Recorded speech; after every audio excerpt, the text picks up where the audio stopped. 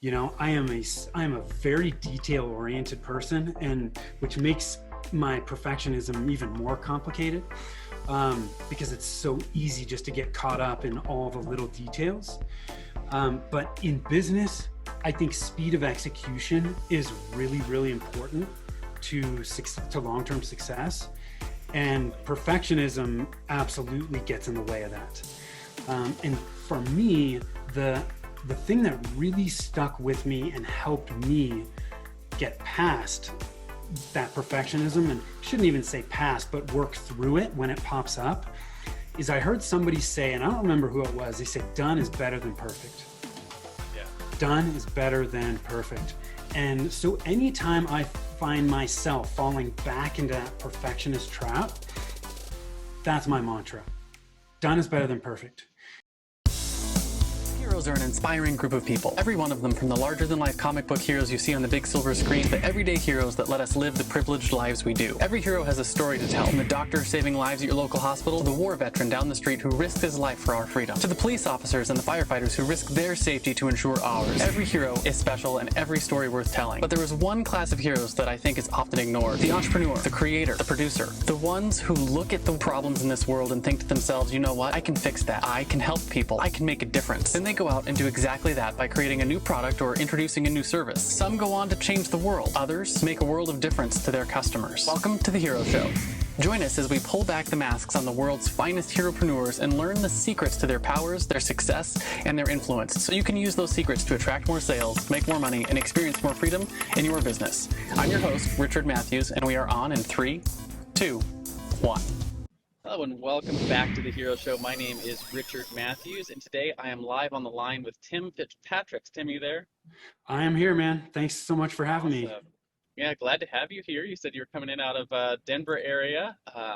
And for those of you who've been following along with our journey as we travel, we are still down in the Keys. We're moving up to the Everglades here shortly. That's where our business is operating out of today. And I probably actually still have fish guts on my hand because I was fishing with my son before I came into this interview. So that's always fun. So real quick, Tim, what I want to start off with is just a very short introduction to who you are, then we can dive into your story. So you run Rialto Marketing, and you help professional service providers and coaches and consultants with their marketing in a number of different ways. So with that sort of very brief introduction, what is it that you're known for? Right? What is it that people come to you for? What services do you provide? That kind of stuff. Sure. I like to tell people that we help, small businesses eliminate the confusion of marketing by focusing on the fundamentals first, and then we can help them put in place and manage a simple marketing plan so that they can grow. I find a lot of marketing has become so complex. There's all these different channels, and it creates a lot of confusion for people. And when they're confused, it just makes it impossible to do anything. And so I love taking things back to the fundamentals, because the fundamentals lay the foundation for marketing success long term. If you can't expect to hit a major league fastball if you have no idea where to stand at the plate, how to stand there, how far away, get the hand-eye coordination down, where to hold the bat. Those are the fundamentals in any discipline, don't change. Marketing is no different, but most people skip marketing fundamentals because they want to get tactical immediately, right? Oh, somebody told me I need to be on social, or I need to be on TikTok.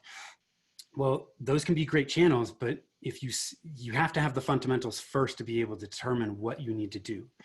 And so we focus on that. And, so we offer a mix of done with you, so coaching services, or done for you marketing services, where we get into marketing consulting, and then various digital marketing tactics or channels to help people actually implement. Yeah. And that whole marketing fundamentals thing, people, a lot of times they mistake fundamentals for tactics and strategy. Absolutely. Right? And they think to themselves, the fundamentals are being on social media or doing PPC or having email marketing, and not realizing that those aren't fundamentals, those are tactics. Yes, they are. You have to have the message and market match, and you have to know what your offer is, and you have to know, how to speak to your customer and those kind of things. Those are far more like further down the line than which medium you choose to get that message across with. Yeah. To me, the marketing fundamentals are all about your target market. Who are you trying to reach? Who do you want to work with? It's having great messaging, that's clear, that's engaging, and then having a marketing plan that you can actually follow, and keeping in mind that the plan you start with is not the plan you're going to end with. Your marketing plan is constantly going to be evolving as your business evolves, but you have to have some type of plan to start with. Yeah. And the other thing that I've noticed on the fundamentals is not just the messaging, but the actual offer. The offer has to make people stop and Yes. Yeah, they have to actually look at it and think, I need that in my life in some form or fashion. Yep. Absolutely. Which I think does come back to your messaging, right? What makes you different? Why do I want to buy it? So, but So do you tend to be more in the product space or in the service space for the companies you're working with? more in the service space. So, like you said, coaches and consultants, professional service providers. So, CPAs, attorneys, and then home service businesses, remodelers, contractors, painters, those types of folks. So people that have trade expertise or knowledge that they sell as part of their business. Okay, cool. Yeah. So what I want to find out then is sort of how you got here to running this agency, right? We talk on this show about your origin story. Every good comic book hero has their origin story. It's the thing that made you into a hero, right? Were you born a hero or bit by a radioactive spider that made you want to get into marketing, professional services? Where did you start in a job and eventually, become an entrepreneur? Basically, I want to know where you came from that got you to this point now, where you're helping businesses with their marketing fundamentals. Sure. So I would say that my entrepreneurial journey, it didn't start at a young age. Some of the entrepreneurs and business owners you talk to were, they were selling baseball cards when they were 8, and they'd had this entrepreneurial bug early. I did not. When I was growing up, it was never a question that I wasn't going to go to college. So I went to college. I went to UC Berkeley. I was a math major. Had no idea what I wanted to do, but figured math was something pretty universal. It teaches you how to think, how to analyze and solve problems. And so that's what I did. I graduated, still didn't have any idea what I wanted to do, but my dad had been an entrepreneur for years. And shortly before, it was about a year or two before I graduated, he had started a wholesale distribution company. And when I graduated, he did not have any full-time employees in that company at that point. And I said to him, I knew he needed help. And I said, look, why don't let me help you over the summer. I don't know what I'm going to do. Let me kind of get my feet wet here, figure that out. It'll give me time to, look for some jobs, figure out what I'm going to do, and help you at the same time. Well, that was it. That was all she wrote. So I was the first full-time employee in that company. I ran it on a day-to-day basis. I eventually became a partner in it. Man, I learned more in 6 months doing that than I did in 4 years of college. It was just, it was an amazing experience. I loved it. It didn't feel like I was going to work every day. I was learning new things every day. And we grew that company it was about 10 years. We averaged about 60% a year in growth. So it was very high growth. It was dynamic. And I learned how to hire people, how to operate a business, how to market, how to sell, all of those things. And it was amazing. We ended up selling that company. And when we got bought, I worked for the company that bought us for another 3 years, which was an interesting experience. So I was so used to doing my own thing. We got bought by a public company. And fortunately, I was somewhat insulated from that because there were people above me, but you could still tell it was just different. It wasn't the same. And when I got out of that, I took some time off. I was like, what's my next chapter going to be here? The first one was great. Loved it. I had always been interested in real estate. So I decided to get involved in residential real estate. I became a realtor, figured I'd learn the real estate market that way. I could eventually, invest in real estate. And what I found was, man, I didn't like being in that business. It wasn't a good fit for me. At 3 years in, I was like, man, I can't stand this. I hate going to work every day. I'm not enjoying it. One of the huge benefits of being in real estate was it put me out of my comfort zone all the time. So that aspect of it was really helpful for me because it got me to push myself. And, you know, when I push myself, I just continue to expand my boundaries. But I wasn't enjoying what I was doing. And to me, if you're not enjoying what you're doing, why are you doing it?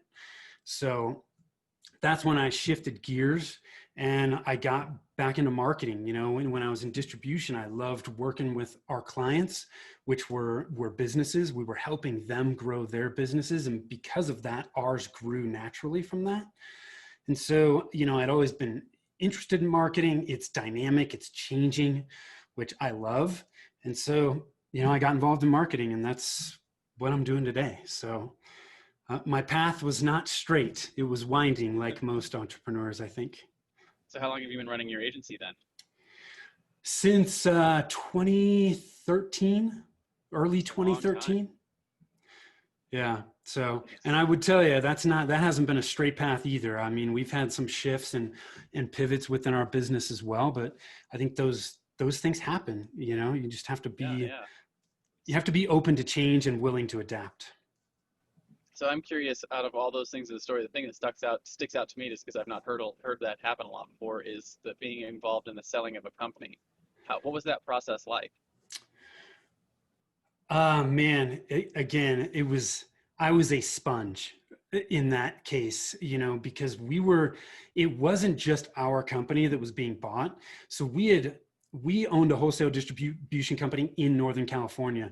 We ended up actually partnering with other distributors like ourselves across the country and formed another company. So when we got bought, the purchaser bought the holding company and all the other 12 distributors in it. So it was a pretty complex transaction. There was a lot of attorneys and some, you know, mergers and acquisitions people involved in it.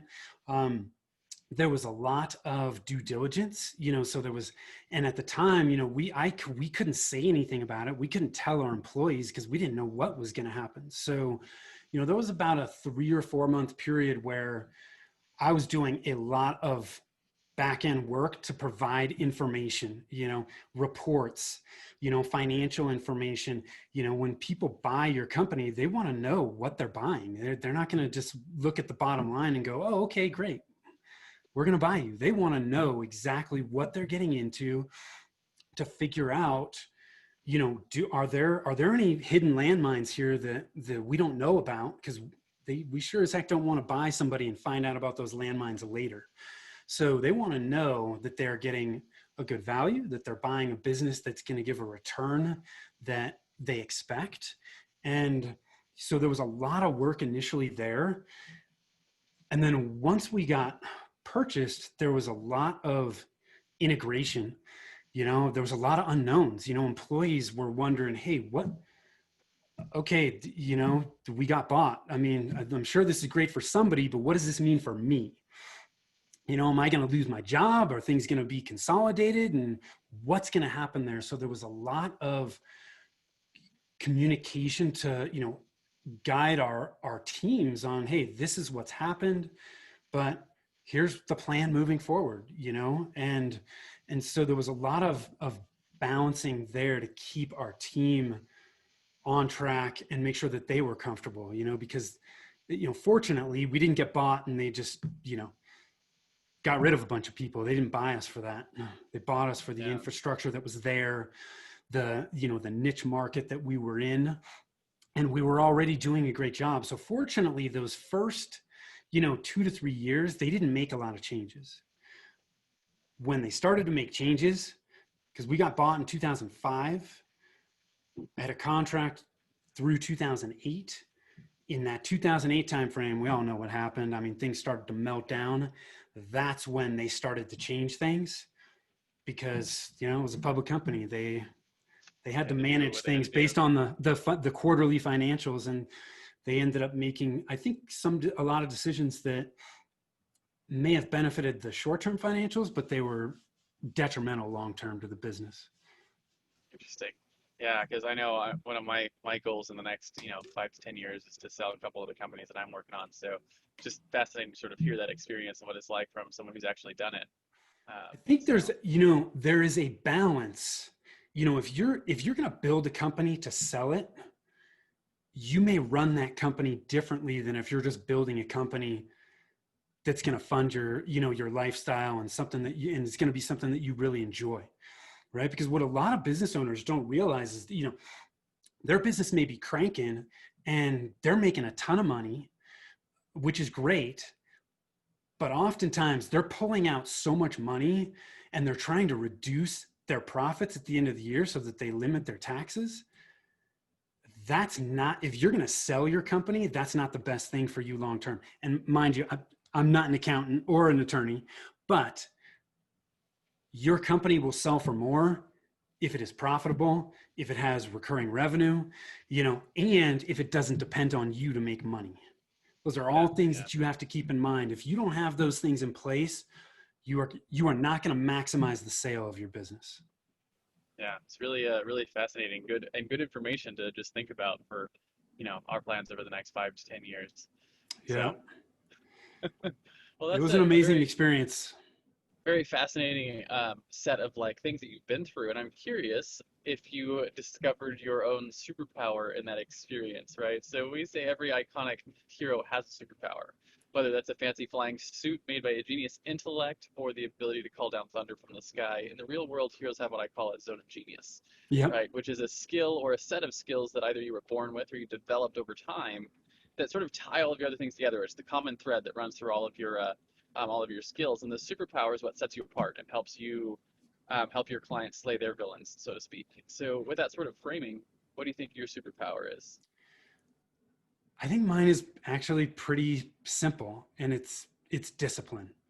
So to me, discipline, I think it's the one thing that you have to achieve any goal that's worth having.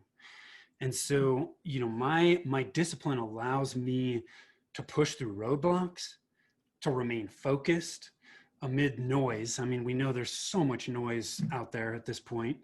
And it keeps me motivated when most people are at the point where they're going to give up.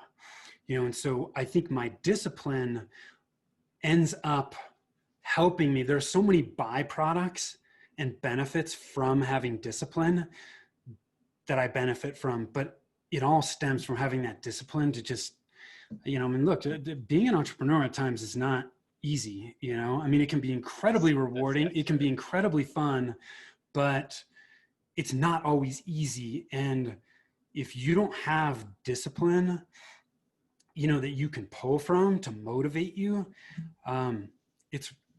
you won't make it. And so I think my discipline is really that foundation, and then there's all kinds of benefits that come from that. So just talk me through discipline a little bit. What does that mean practically in your like day-to-day life? To me, it means being able to take the little steps that you need to take each and every day to get to where you want to be, right? I work from home. This whole pandemic, it hasn't been much of a change for me because I work from home. So, but for a lot of people, they don't have the discipline to work from home. They sit down at their computer and they go, oh man, I got some laundry that I need to do. Or maybe I should watch that show. Or I got some yard work I need to do.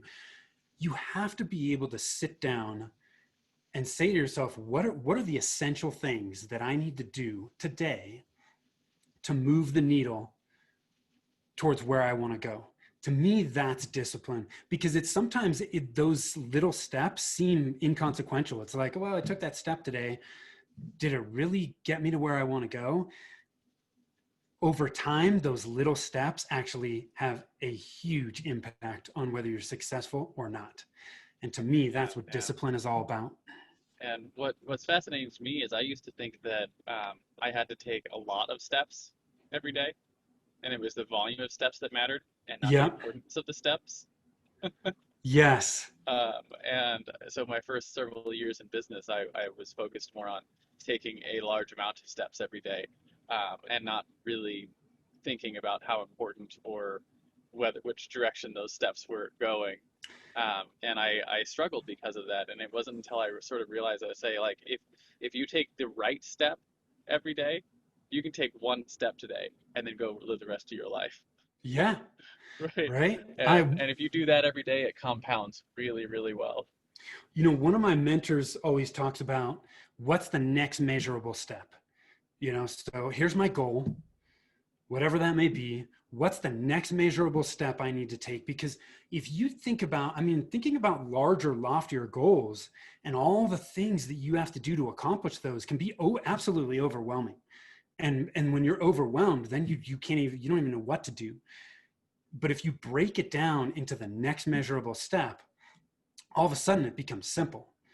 I wouldn't say it's easy, but it becomes simple because you're just like, this is the next step I need to take. And once you take that step, okay, what's the next measurable step I need to take? And just, that's it. Yeah, absolutely. And you take those steps and you move forward. And it's funny when you were saying that, I was like thinking through, it's like, what are my next steps? I was like, I've got people I need to follow up with, and Yeah. it's like it pops things into your head when you're like, what's the next important thing that you need to do to move forward? Yeah. I was just on a podcast where I was being interviewed yesterday, and they asked me like, what's your advice to our audience kind of style question, and it was that next step, right? In your head, you know what it is. And it might be something you're procrastinating with or you're afraid of or whatever. And the discipline is to just do it anyways, right? Yeah. Just make it happen and take that step and, then reward yourself for it. So you start giving yourself the dopamine that, says, hey, taking the right steps is is a good thing to do. Yeah, absolutely. Right. I think it's important to reward yourself, right? Because if you go too long without a reward, you start to wonder, is what I'm doing worth it? Which I haven't always been great at rewarding myself and acknowledging the small accomplishments, but I think it's important to do. Yeah. So for me, I've managed that in my life by living a full-time adventure. And I was like, get my work done today, get to go play with the kids, right? Yeah. And cool places and do cool things. So. Yeah, that's awesome. Cool. So what I want to talk about next then is the flip side of the superpower, right? So every Superman has his kryptonite, or Wonder Woman has their bracelets of victory they can't remove without going mad. So in your business, you probably have a flaw that's held you back, something you've struggled with. For me, it was things like perfectionism that kept me from shipping, right? Or lack of self-care, which at some point I let my clients walk all over me. Or being a visionary, but lacking the discipline, like you mentioned, to implement the important things on a day-to-day basis. But I think more important than what the flaw is how have you learned to rectify it? So people who are listening might struggle with the same thing, but learn something from you. Yep. I got plenty of flaws, man. But I think the one that I will focus on today is one you just mentioned, which is perfectionism. I am a very detail oriented person, and which makes my perfectionism even more complicated, because it's so easy just to get caught up in all the little details. But in business, I think speed of execution is really, really important to long-term success. And perfectionism absolutely gets in the way of that. And for me, the thing that really stuck with me and helped me get past that perfectionism, and shouldn't even say past, but work through it when it pops up, is I heard somebody say, and I don't remember who it was, they said, done is better than perfect. Done is better than perfect. And so anytime I find myself falling back into that perfectionist trap, that's my mantra. Done is better than perfect. If that doesn't mean that I put out substandard work, right? Or anybody that's not a perfectionist puts out substandard work. It's far from that. But it's no different than, think about the software industry. It's a perfect example. Microsoft puts out, a new version of Word. Is it perfect? No, it's not. It's never perfect. There are always bugs. There are always added improvements. Does that mean that it's worthless? No, it's still a very valuable program. But what they're doing is they put it out there and then they monitor it. And they create bug fixes. they add improvements to it, and just continually perfect it along the way, and so that's how I look at it, right? Is when I have something that I need to work on, I get it to a point where I think that it has value, it's a valuable product or service, and I put it out there and I start using it, learn from it, and then perfect it along the way. Absolutely. And that's it. Yeah. So when I find myself falling back, done is better than perfect. Is this good? Are people going to see value in this and still get value from it, even though it's not perfect? If I can say yes to that, then damn, I need to move. Yeah, I've got two things that I do for my three, my perfectionism problem. And so the first one is actually, it's a mindset that's similar to the done is better than perfect, but it struck home a little harder for me. And it was a friend of mine, and she said that perfectionism is the lowest standard you can hold yourself to, because it doesn't exist, right? So, Right. right, you can't hold yourself to perfectionism. So you're holding yourself to nothing. So it's the Yeah. lowest standard you can hold any of your work to is perfection. And she's like, so you have to come up with a better standard, right? And that's where Yeah. like done is better than perfect is a better standard, right? It's done. Yep. So for me, my standard, and this is the second part, is when it comes to shipping a product or a service, I want my and this is just because I work in an ROI style industry, is I want the ROI of product to be 3 to 10 times what they invest in it. And a lot of that comes down to Yep. figuring out how to put the offer together and how to talk about it and how to actually like enumerate the value, because sometimes the value is not monetary. But I want that ROI to be there, so when someone looks at it, the ROI speaks for itself, right? Yep. And that helps me get to the point like, hey, I've hit my ROI goal in terms of value exchange, then I can ship. Yep. And it doesn't have to be perfect yet, because I don't know what perfect is.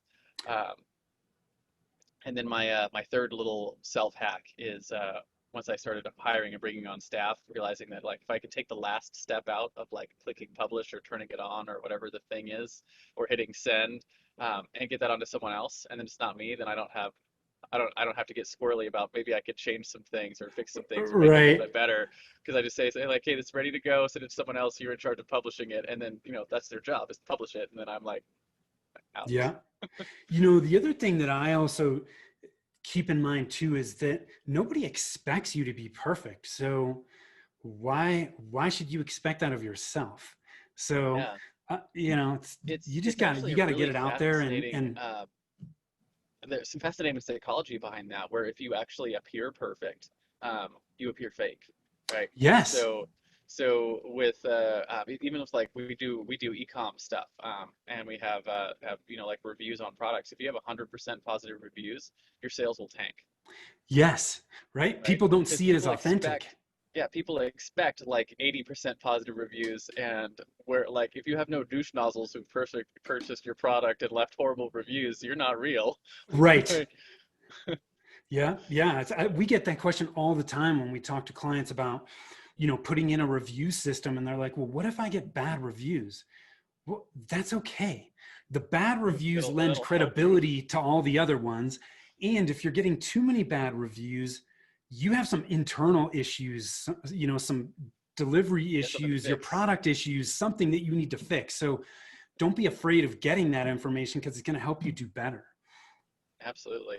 So yeah, that's a cool point. Hopefully, people who are listening understand that, right? That because I think people miss that, is that how important it is to just sort of have, like you can't have perfection. Nope. And if you are, it'll hurt you if you're striving for it. But then it also, like, when people are actually looking at you and considering you, and they see that, hey, they have problems, and you get that negative review and you respond positively to it, that positive response does more for you than the positive reviews do. Absolutely. Yeah. So cool. So my next question for you then is about your common enemy. right? And this is, in the comic book world, it's your arch nemesis. Yeah. And it's a thing that heroes have to fight against in their world, right? So in the world of business, it takes a lot of forms, but generally speaking, it's in the context of your clients, right? The people that hire you. And it's a mindset or a flaw that you're constantly have to fight to overcome so that you can get them better, cheaper, faster, higher degree of results, right? And if you had your magic wand and, every time they hired you, you could just bop them on the head and you wouldn't have to deal with that.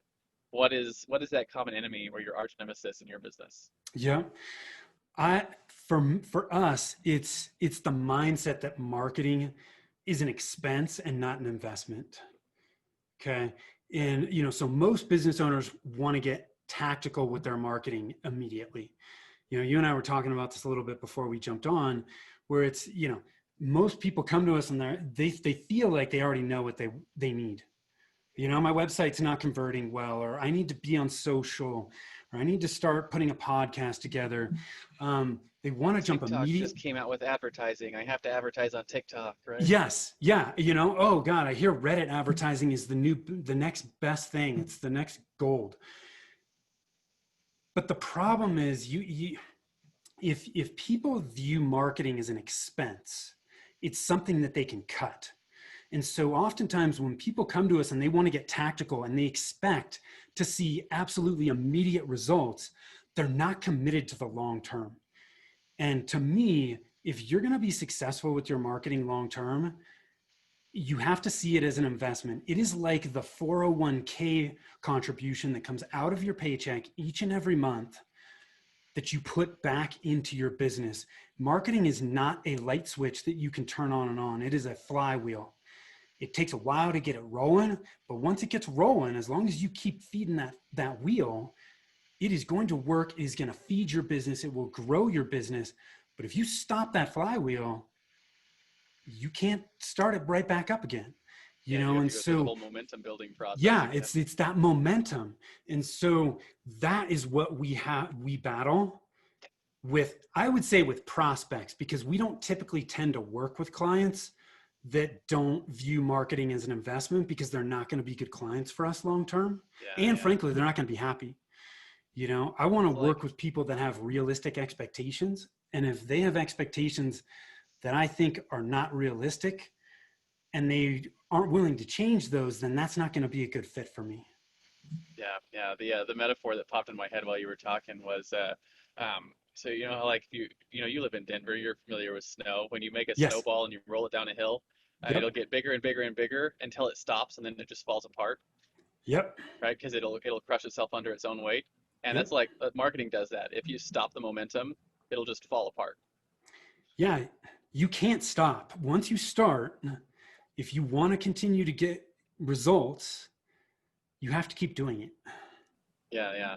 And that's like our Pushbutton podcast business that we run is all about building a content marketing machine, and we struggle with the similar type thing where people are like, I know I need to be in content marketing, right? Because they see all the big businesses doing it, right? Apple does content marketing, Tony Robbins does content marketing, Gary Vaynerchuk does content marketing. Like they have a content marketing machine in place. And so when you look at big businesses, they're like, I want to have that, and they think, well, I'm going to get started with a podcast or article writing or a Facebook live show or whatever it is, whatever the tactic is, and they're like, well, I did it for 4 weeks or 3 months, and like I'm not rich yet, or I don't have a huge audience yet. I'm like, content marketing, like any other marketing, it's a long-term play. Yes. Right? It's a what does your audience look like in 3 or 4 years when you're everywhere all the time? Yeah. Right. And that's the challenge. The clients I have that have done that have big businesses. Yep. Right. And the clients that don't, that give up, don't. That's the thing. It's so with content, and as you mentioned, a lot of things in marketing take time. You can do paid ads, to generate more immediate leads, and paid ads is a great way to bring in leads while you're investing in things that take more time. But, most people don't have the patience to invest in content marketing. But like you said, man, it can blow your business up, but not in the first year. I've heard so many podcast hosts say, you know what, my podcast is great for my business. If I had looked at my podcast numbers the first year, I would have quit. Yeah. I would have quit, but I am so thankful that I didn't, because I reached that point of critical mass where it started really driving my business. And so you have to think long-term. I think having a long-term vision in running a business is so important, because if you run things on the short term, you're always going to make business decisions that they're not always going to negatively impact your business, but a lot of them are probably not going to be in the best interest of your company long-term. Yeah, and I know even looking at like our content marketing plan, which this podcast is a part of our content marketing plan for Pushbutton Podcasts. And when we first started the podcast, I didn't have a revenue model to go with the business. I just had a message I wanted to get across, and so I had all these things going, and like I didn't have everything in place. And like if I looked at, and I did, like I looked at my numbers like 8 months in, or 3 months in, 4 months in, 5 months in from everything that we're doing, I'm like, it's kind of disappointing. Right? It's disappointing. Yes. But like we're 150 episodes in and a year and a half in, and the clients that we're generating out of our efforts now actually pay for everything. Yeah. And by everything, like our whole lifestyle, everything we're doing, including our team and all that kind of stuff. And we're just getting started, because we're looking at this as a 10-year plan for the business, and having the content marketing be a central part of growing that. And it works out nicely for us because we're also helping sell content marketing, so it's a good internal case study for our clients. But to your point, it's a long-term play, and it has to be a long-term play. And I've run into that a number of times. It's like, how do you help your clients understand that, hey, you're looking at you will vastly overestimate what you can accomplish in a year, and vastly underestimate what you can accomplish in 10. Yeah. Yeah.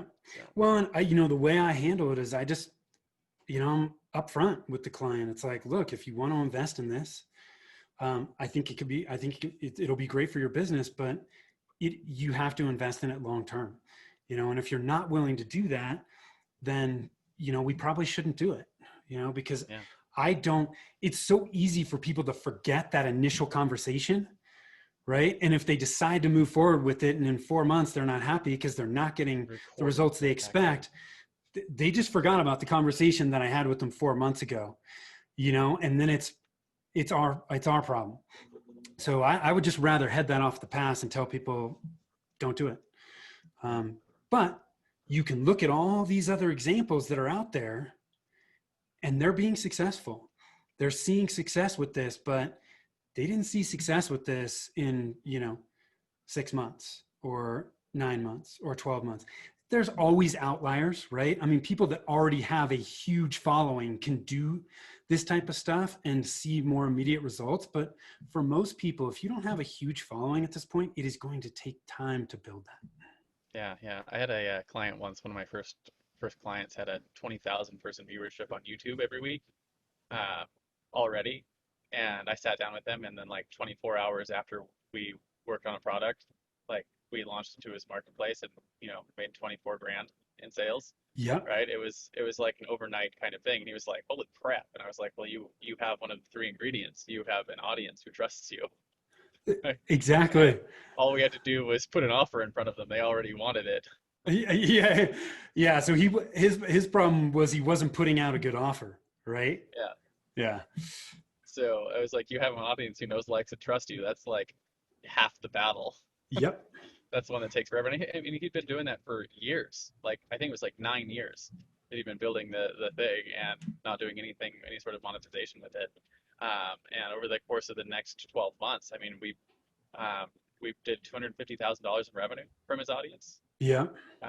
And so we did $250,000 in sales, and it was just a matter of like learning how to plug in some of the stuff that goes along with having an audience that knows, likes, and trusts you. Yeah. That's awesome. So, yeah. Okay. So the flip side then of your common enemy is your driving force, right? So common enemy is something you fight against. Your driving force is what you fight for. So just like Spider-Man fights to save New York, or Batman fights to save Gotham, or Google fights to index and categorize all the world's information, what is it that you fight for at Rialto Marketing? My mission is to make a positive, lasting impact on the lives that I touch, whether it's personally or professionally. So that's what gets me out of bed every day, keeps me pushing forward.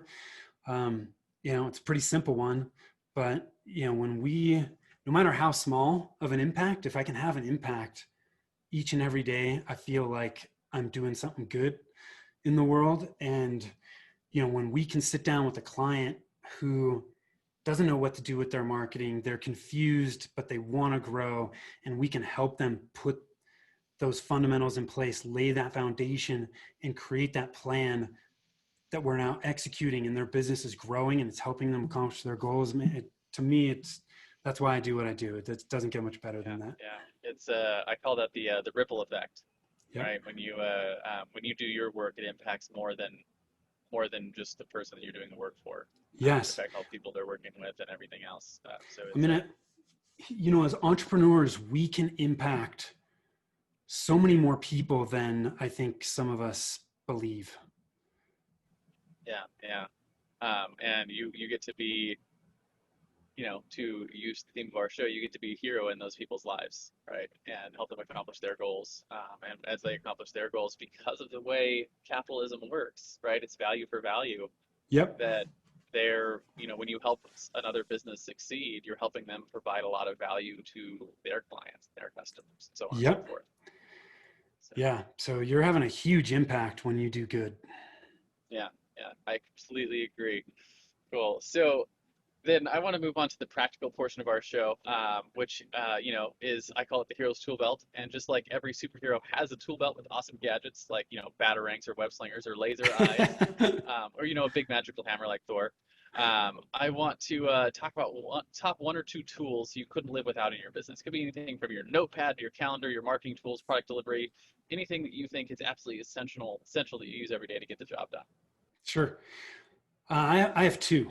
So the first one is called Loom, Loom.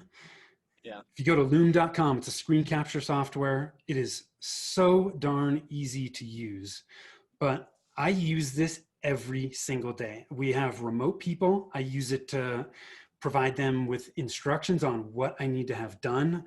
I use it for prospecting when I'm reaching out to clients so that they can actually see me and hear me. I use it with existing clients, to communicate what's going on and what we're doing.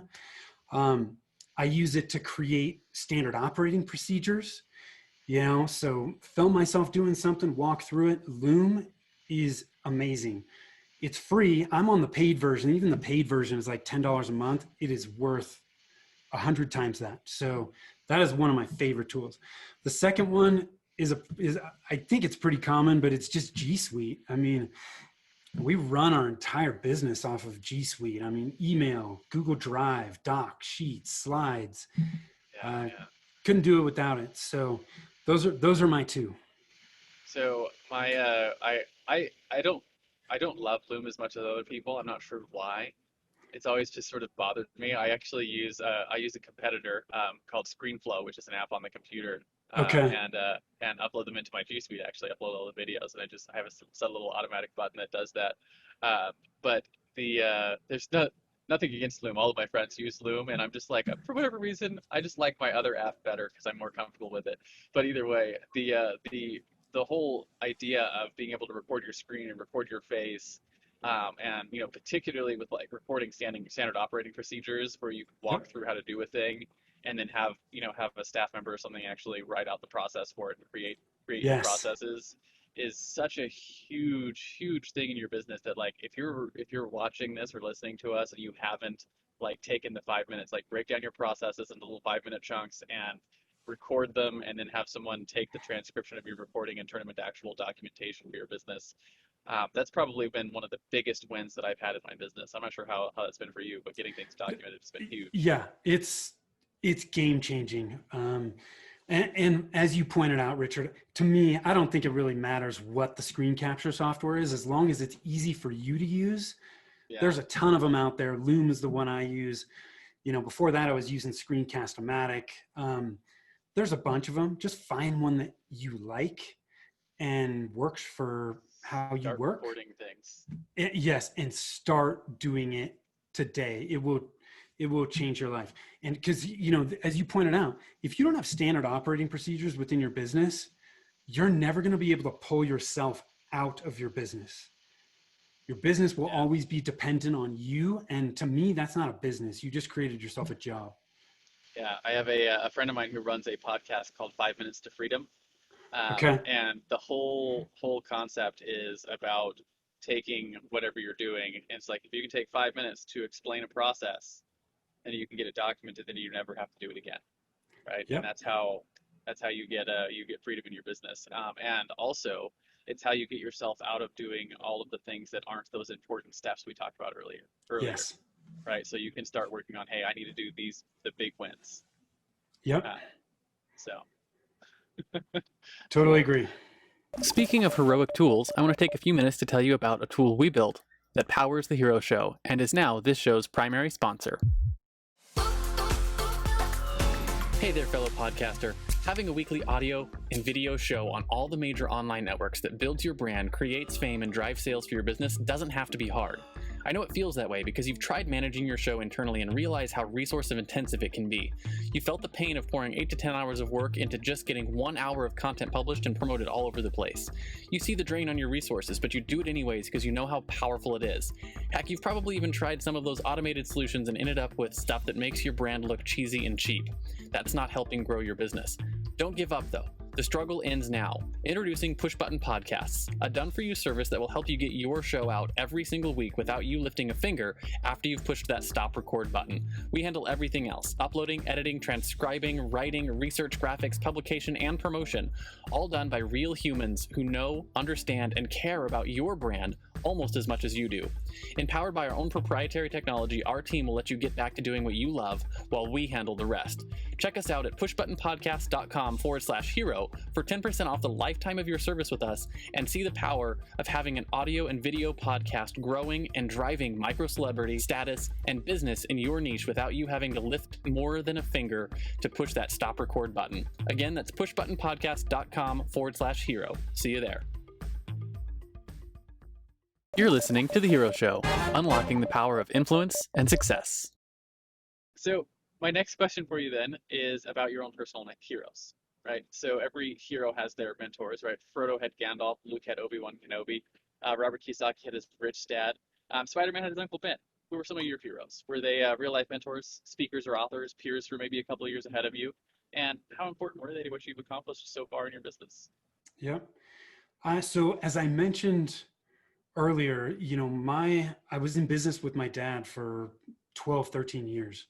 So, early on, he was my mentor. He was the person that really gave me the entrepreneurial bug. And I learned so much by watching him do business. For him, his reputation and his integrity were so important. And I watched him live that out as he did business. Sometimes he made really tough decisions based on those values, but having integrity and a solid reputation allowed him to build amazing relationships with people that drove his success, and so I've never, ever forgot that, and I really got to see a different side of him. I was used to seeing him at home, when I got to see him in business, it was just an amazing side to see. And I looked up to him. I modeled the things that he did because I saw him doing great things. The other people that I learned so much from were our other distribution partners. Earlier I mentioned to you, we were in business with 11 other distributor owners, and all of those owners, I was the youngest person in that room by 15 years minimum. So I just sat in that room like a sponge, and man, it was just every time I walked away from watching them, listening, just with so much information. What I learned by being involved with them and just paying attention to what they were doing it's shaped my entire career. It's formed who I am awesome today. So. And it's cool to have opportunities like that. I worked in a corporate environment for a couple of years where I reported directly to the president of the company, who had worked himself up from the bottom. of the company as like a sales rep all the way to the president of the company. So he was like, it was really cool to sort of sit under his tutelage. And then the CEO of the company was on the board of directors for 12 other companies and like had made his fortune in the Microsoft days.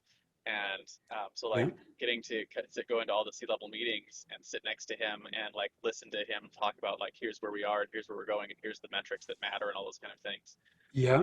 And knowing that like he does this every day for all of these multi-million-dollar companies, that it was like this guy knows his shit. Yes. and you're like, to be able to just sit and learn from people like that is such a cool opportunity. It's, dude, it's one that I don't take for granted. I mean, I've certainly learned a lot from, all the information that's out there, books, podcasts, all of those things have so much value.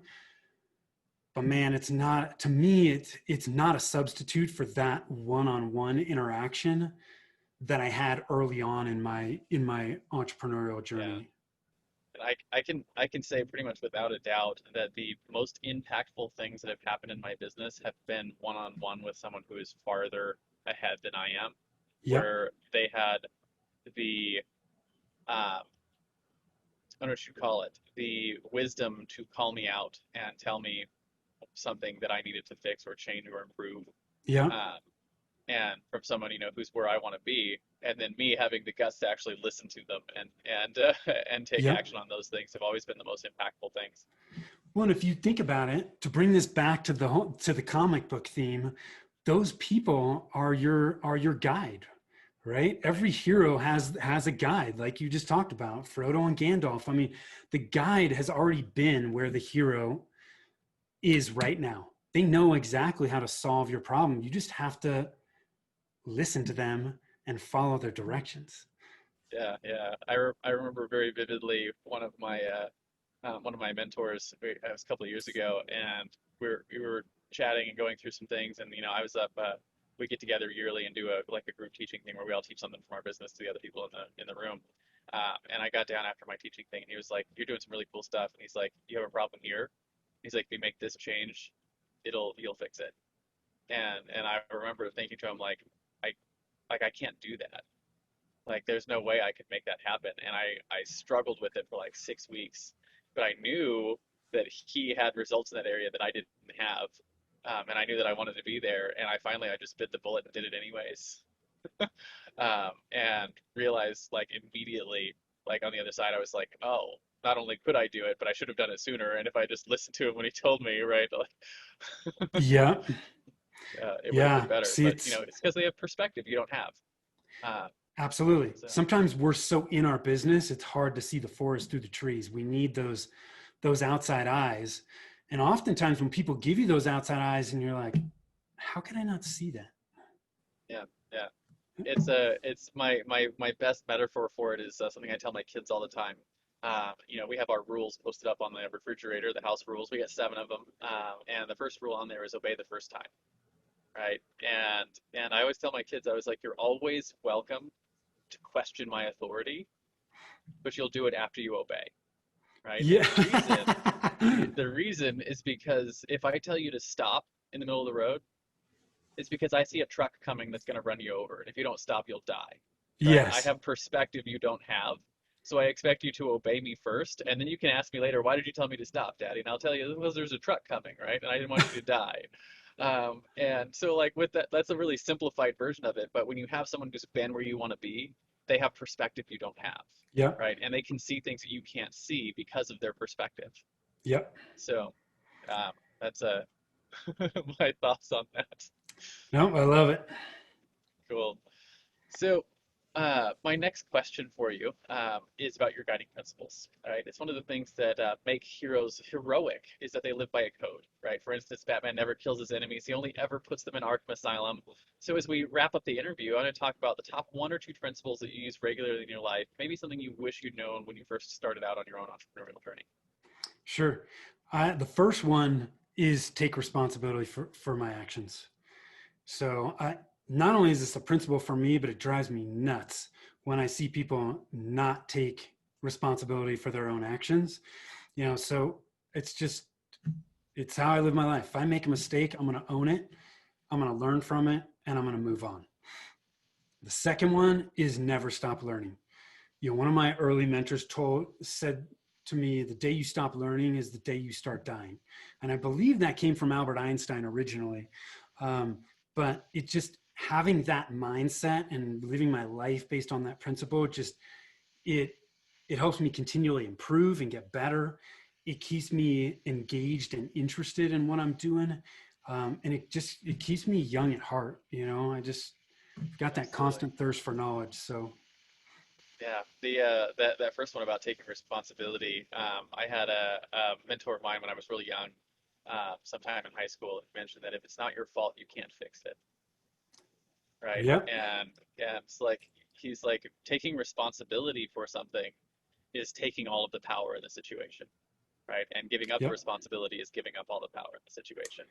Yes, And it so is. if you want to be powerful, and be in control and be able to change the outcomes, you have to take responsibility, right? And it's just a mental shift where you realize that taking responsibility isn't a negative. It's a massive positive. It absolutely is. So many people are afraid of taking responsibility. It's so much easier to push the blame onto somebody else. But like you pointed out, if you just push the blame, then it's not going to change. You can't fix it. You can't fix it. And even with my clients, and I screw up regularly. Even if it's like my team that has screwed something up, I was like, hey, no, that's my fault, right? Either I didn't communicate something well, or I didn't follow up the way that I should have, or I legitimately screwed something up. And I own that. I go to the client, be like, hey, here's what happened. Here's how I failed you in this instance, and how we can fix it in the future. And people appreciate that, right? Absolutely. And yeah, and it, to the point that we talked about earlier, even your clients don't expect you to be perfect. No. If you were No, they perfect, don't. you wouldn't be real. That's right. Yeah. And on the second point, the learning, I can't remember who it was that said this to me, but it was that a fruit, once it has stopped ripening, starts to rot. Yes, it does. Right. So if you stop ripening, if you stop growing, then you start rotting, which I think is the same sort of concept as if you stop learning, you start dying. Yep. And the other sort of mental picture I always had for that is sharks. Sharks have to constantly move. If they stop moving, they die.